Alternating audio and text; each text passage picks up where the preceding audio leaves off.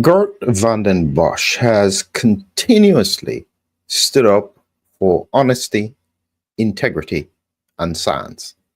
He's not afraid to ask hard questions, and he always seems to be largely on target. Some people may argue about the timing of some of the things that he has said, but for me, who has followed him since March of 2021, interviewing him on multiple occasions, even his prediction with regards to the viral variants that would occur didn't happen immediately. It took about 2 years for people to realize, okay, what he said about exactly happened. And so, in the context of some of his other concerns about a new variant, I would hope he's wrong, but I have learned that you have to wait. That's sometimes a concern. But he has come straight at it because there's been so much going on in the news with the complaints about what's happening with measles and the cohorts being unvaccinated and they're driving the measles epidemic. It sounds very similar to what happened early in the pandemic. So, very clearly, leaders haven't quite learned any lessons from the pandemic. And so, as usual, Gert calls it out. And here is what he said on his page, and the link is in the description if you want to see directly the article. Growing vaccine hesitancy should be blamed on vaccine developers, regulators, and public health authorities, not on so called anti vaxxers. This is now becoming a term that I think that it no longer is actually a criticism. It now represents independent thought and research. It's no longer it's no longer negative, so to speak. And here you have a big picture of Gert, and he goes on to make his points. And I'll go through this because I've got a PDF highlighting some of the points that he has made there. It's important to note that I recently again shared one of the statements, which I'll come to at the end, that he said, and I shared it just today, and it got removed for misinformation because he just called it to the point. He's almost too much to the point, and so therefore you can't even say what he says because it gets so many people upset. They don't even acknowledge that what he predicted with regards to the circulating variants is right. They'll just say no, no, that's not correct. I have never seen anything like this. It's almost as if acknowledging any kind of error, any kind of mistake will completely demolish the credibility. And so, what they then do is live in a glass house where they perceive that by denying everything, they maintain their credibility. I think everybody has stopped listening now because it's clear that they don't fully understand the science. And if they did, they would have come back to what he was saying and used his knowledge to try and apply what he had learned and take it forward. There is still definitely an incredible degree of arrogance at the moment. And that's part of the reason why I hope that the leaders, the two people I would want to see in positions of power, similar to what happens with Jay Bhattacharya. He stood up against lockdowns. I think that that was a different kind of challenge, but certainly Gert and Professor Christine Stabel Ben from Denmark, I think, are two voices who I think the public will trust because they're objective and they hold the line on science and they're not afraid of acknowledging where there are mistakes. So let's look at in a little bit more detail what Gert had said. As I pointed out, this was the headline about not anti vaxxers. So he pointed out here the large scale implementation of COVID 19 vaccination during ongoing exposure to the rapidly spreading SARS-CoV-2 virus has significantly contributed to this erosion of public trust in vaccines. That's a very important starting point. And again, I don't know if the scientific community grasps this properly, or if they grasp it, they are pretending they don't. Because there is no doubt after you tell people you only need two, then you only need three, then you only need four, then you need it every 6 months, then the story just kept on evolving and changing. And that does not engender trust. And so what has happened is that the public has lost faith in the COVID vaccines. But because they haven't acknowledged this issue around COVID vaccines, they haven't even tried to answer why people are up now to number 8 or number 9. I don't know what number they're at. They haven't even tried to explain it. And so therefore it doesn't take long for the public to say, well, hold on, I had my childhood, MMR measles vaccines. I haven't needed it since then. So why do I need this every 6 months? It's not even as bad as the flu one. And so this kind of thinking, because there's no good explanation that makes sense to the public, they presume, therefore, that the science around these vaccines must be equivalent to the science around all vaccines. And therefore, they presume that there must be a problem with all of them. This is the extrapolation that has happened in the public. And I have been warning people, saying that you cannot let the public think that they are equivalent.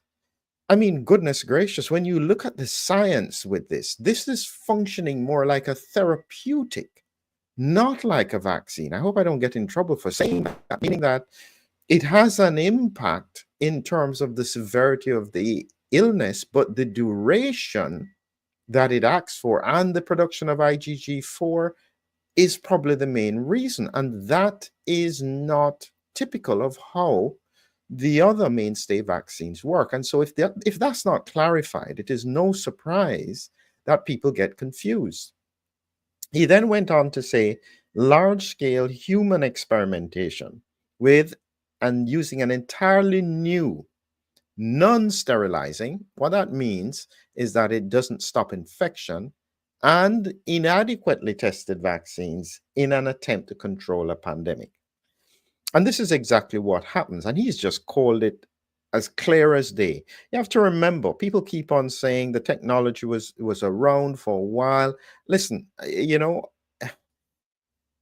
when you actually look in the detail as to what was done, even to do with the fact that there was a Nobel Prize, when you consider that the mRNA technology was actually developed using pseudouridine, and when they did the vaccine, they used N-methyl pseudouridine. And we know that any alteration in a molecule can have different impacts. And so they were using a new, well, not new, they had tested it before, but not in this context. This was everything about this, including the lipid nanoparticle. Everything was new, novel technology in a virus that very few people can still explain about the characteristics of severe disease. From every angle, you are gambling. And I could just never quite make sense how people don't realize how serious this is. Another point I highlighted here: mass vaccination must always be approached with extreme caution and underpinned by comprehensive risk-benefit analysis. Now, this bit here is really critical in terms of the comprehensive risk-benefit analysis. I'll take what Susan Langlois had said to me, and she was involved in vaccine development in the pharma industry, and she's now retired. But again, another voice that was very clear, speaking out about what she saw as flawed. She mentioned an important statement that I have always remembered. A vaccine is not the same as a therapy, okay? Meaning that if somebody's sick and they need to get better, you can give them medication or treatment and you can accept a degree of risk because they're sick already. However, with a vaccine, you're giving it to somebody who is well. They have nothing wrong with them. There is the potential of a future exposure, but They are well. You cannot have something that makes them sick. Now, this is exceptionally important. It's in the low risk cohorts, the cohorts who weren't getting sick with COVID. We knew who they were. And I cannot understand the logic. We knew who was high risk, we knew where to target, but then you had a whole cohort of people who were low risk, people who had previous infection. Why gamble? It's new. You approach this cautiously. And so at the moment, the perception is that the work has been done, everything has been fine, move along. And I'll be coming in a future presentation. I'm preparing the research on it, where there is a perception that lives were saved. Okay. And that's based a lot on the modeling and the the the expected numbers of deaths. However, with one of the most highly vaccinated countries who has produced good quality data, when I interrogated it carefully, I was finding that even though things like cardiovascular mortality appear to be down, even that requires some really careful thought, all cause mortality was still elevated. And so something is not right. You can't be saying that everything is back to normal, everything has been protected, but your all cause mortality, even after you count people who had lost their lives, is still above the normal. That's a problem.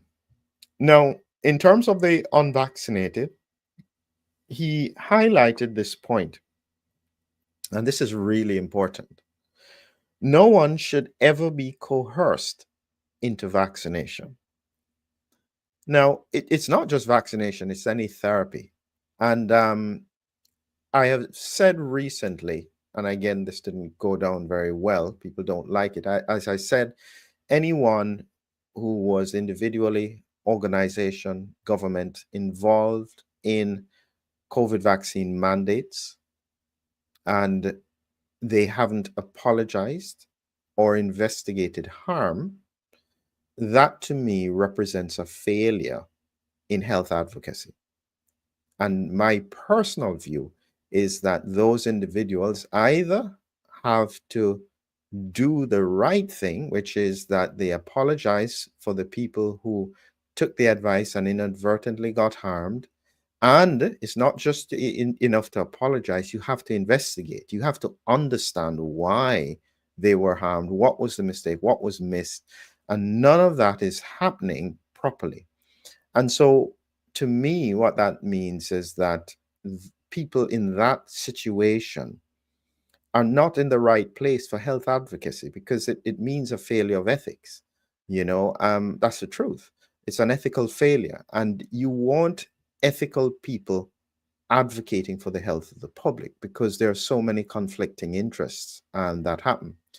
The other reason why I agree completely with what he said, as this one point here, no one should ever be coerced into vaccination, is a very powerful impact which works in opposite to the placebo effect. So the placebo effect is where you can give somebody just water or nothing, powder, they take a tablet and they feel better. And this effect can impact up to 30% or with improvement of symptoms. And it shows you how powerful the mind is in terms of dealing with symptoms and illnesses, that faith that you are going to get better. Well, what is even more dangerous is when it works in opposite. So you have the nocebo effect. And what the nocebo effect means is that if someone believes something is going to cause them harm, it will. Even if you gave them water, saline, and they thought this was poison, a percentage would get harmed because they believed it would harm them. And so if you had a cohort of people who were very hesitant because they were concerned about the safety, it doesn't matter what the reason is. If that group was then forced, mandated, coerced, whatever you want to call it, into taking an intervention, no doubt a significant percentage would have the nocebo effect. And this is a reality. They don't know what the difference is, and you can't ignore it because the injury is real. That's how health works. And this is why we know from a clinical point of view, it doesn't matter what my opinion is about a therapy. If a patient says they are concerned and they don't want it, you definitely don't force them to have it, because you increase the likelihood that something will go wrong. Those are the principles, the ethics that medicine is built upon. And so, as I said before, anybody who, after what has happened, I guess I can forgive people for the fact that they hadn't thought about it. They were scared. They thought that this would make a huge difference. At this point, if somebody still thinks like that, yeah, I mean, it's fine to have a personal opinion on it. That's fine. But do not be in a position where you are advocating for someone else's health. That's my view. You should not be there because you don't have the ethics, you don't have the ethical thinking that is required for that kind of responsibility. The other point I highlighted was there is an urgent need to scrutinize the empirical approach that has traditionally guided vaccine development and to present a balanced, evidence based analysis of vaccine associated risk and benefits.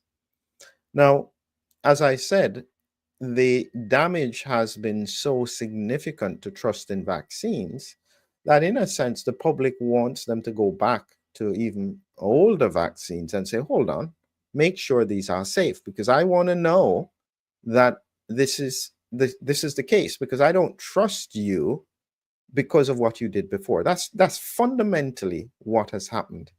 And the analogy is that trust, and for people who have had this experience, trust is like glass. If you drop it and it smashes, no matter how much glue you use, it will never be the same again. And so, because of the damage that has happened in the pandemic, they now have to go back to the basics of almost all vaccines. And this is why you're seeing what's happening with RFK. RFK used to be sidelined easily by the scientific community. Now he's front and center. That's how much damage has been done. And he's now doing the steps to say, actually, I've always been concerned about these things. I didn't think that they were tested adequately. I thought that this was more of an industry system to produce income. That kind of issue now is at the forefront. And so Geert is going straight on with regards to what he thinks needs to be done. The final point that I highlighted here was the one that got me censored. I mean, what can I say? I was just sharing what he said. And what he said here was, I'll read before: vaccinology, rooted in empirical science, was never intended to involve large scale, poorly tested, non sterilizing vaccines for pandemic control. So, this is the statement. Serious experts must acknowledge that the COVID-19 vaccination program departed from sound scientific practice. So, that was what I had copied. I put it in quotes, and they absolutely hated that statement. And part of the issue is I've spoken to Geert many times, and behind the scenes, and actually sometimes in the interviews, I've asked him about what do other experts say quietly to you. And he said they agree with him. They know he's right, but they can't acknowledge it because it will impact on their position, on their jobs. This is no longer about science. This is about politics. And this is about ensuring that you can't say certain things. You're just not allowed. It's going to cause tremendous harm if there is a perception that there can be no challenge around the science. Couple more quick points here. Coercive vaccination policies undermine public trust and ignore complex biological realities of immune system function. Yeah. And this is what we have seen is that this COVID is such a complex disease.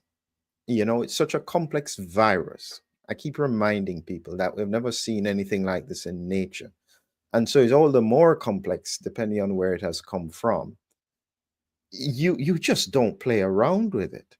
And we're already seeing unusual patterns. Now, for me, I always knew that we had to be careful because my research from 2020 was looking at autoimmunity. The fact that the spike protein was binding to ACE2 and triggering autoimmune responses. And I'm saying, you've got to be careful. Actually, I've said this before, and I don't know if many people get this, but I'll make this point here. When it comes to what I consider to be a parallel disease to severe COVID, it's not actually a viral infection. The best parallel disease that I can see is rheumatic fever in children. In rheumatic fever, they get a strep infection, and the response of the immune system to the bacterial infection can overlap targeting normal proteins in the body. And that autoimmune response to that bacterial infection, it happens in about 3% of children, can then lead to the rheumatic carditis, inflammation of the valves of the heart, inflammation in the brain causing chorea, the skin lesions, all of the symptoms around rheumatic fever is autoimmune. And we treat it with very high dose aspirin and steroids, immunosuppressants. So that was always my thought. So when you think about it that way, and so for those people who are scientific, just reflect, just pull back. Why is there no vaccine yet for rheumatic fever? It's very difficult to create because how are you going to control the immune system? It's already hyper responsive to a bacterial infection, and then you stimulate it more. It is extremely difficult to get the immune system to maintain its balance against this bacteria when the problem is a hyperimmune response. That's my thought on it. And this is why I have always said that this was always something that had to be treated very cautiously and very judiciously. And what they have done, it's just literally being a gambling effect in a casino. That's essentially what has happened because there wasn't a good understanding of the science. Final point here that Geert has said, vaccinology, while a rich and multidisciplinary science, is still far from the holy grail of immune intervention, despite efforts by the vaccine industry and other stakeholders to portray them as such. And this is why, as I said, Geert needs to be placed in very senior positions to try and guide the world through this mess.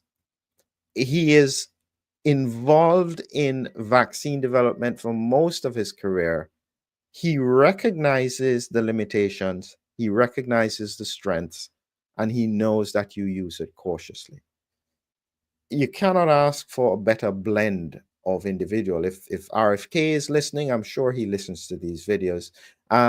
If he's listening, you need to get this guy on board. When you have your questions about the safety, when you're looking at issues about autism, you can know that this guy is going to speak the truth. He's not going to be afraid to criticize or identify if there's a problem. That's the kind of scientist that you want in very senior positions. And in reality, we have had the sifting of the scientific community through the pandemic, similarly to what happened with Jay Bhattacharya, Professor Makari, who is now, I can't remember what position he's in. These people had stood up. I expect, say, for instance, Dr. Peter McCullough as well, because he has been such a fighter trying to advocate for patients. This is where you need to have a transition so that we can rebuild the trust, the foundations of science from the base. There is no shortcut. The damage has already been done. We need to find ways to rebuild that trust. And I think and I hope that having the right people in place will make that difference. So, as a reminder, if you want to see this presentation or this document, you can probably go to my Substack as well. The link is there, but it's right here in the link below. Growing vaccine hesitancy should not be blamed on vaccine developers. Should be blamed on vaccine developers, regulators, and public health authorities, not on so-called anti-vaxxers. And there is Geert. Can you believe that they called him an anti-vaxxer? You know, and just a reminder as to who he is when you go to the page. You know, he had his PhD in virology. Then he joined several companies, vaccine development, GSK Biologics, Novartis, Solvay Biologics. He was even among the Bill and Melinda Gates Foundation when he worked with them for a while. He worked with Gavi. I mean, this guy has worked with all the international organizations. And so when he steps up and says we need to look at this in a scientific and honest way, why in the world would anyone doubt it? Let's hope for the best. We still have a long way to go to try and rebuild this trust. Have a great evening.